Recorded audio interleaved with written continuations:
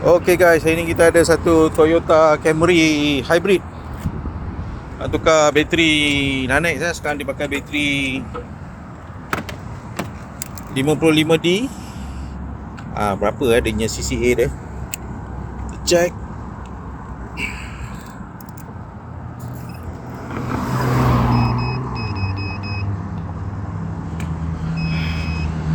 Okay, CCA dia sangat rendah 37 saja. Jadi dia nak tukar kepada bateri Nanex 12 volt 40Ah. Okay, sekarang kita cuba.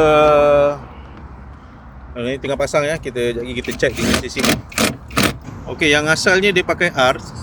Maknanya dia punya positif belah kiri . Kalau yang kita punya bukan, sorry. Kalau kita tengok cara macam ni, positif dia belah kanan. So dia R right. So untuk kita punya dia positif belah kiri L. Tapi boleh pasang.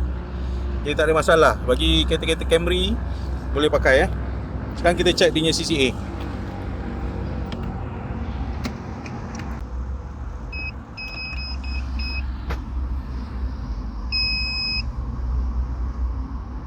Okey, CCA dia 988. Ini sebab kita dah claim dekat dia punya kabel, so ada rintangan. Kalau kita tengok yang asalnya dia lebih kurang 1000. Okey, kita ada bacaan kat sini 1131. Okey. Ni sebab kita tak claim direct. Kalau kita claim direct, kita akan dapat bacaan yang lebih tepat lah. Okey. Okey, sekarang kita dah pasang . Kita akan cuba start . Okey, dah start . Okey, kereta ni kereta hybrid, jadi dia tak ada bunyi . Okey. So, ini bukti dia dah start lah.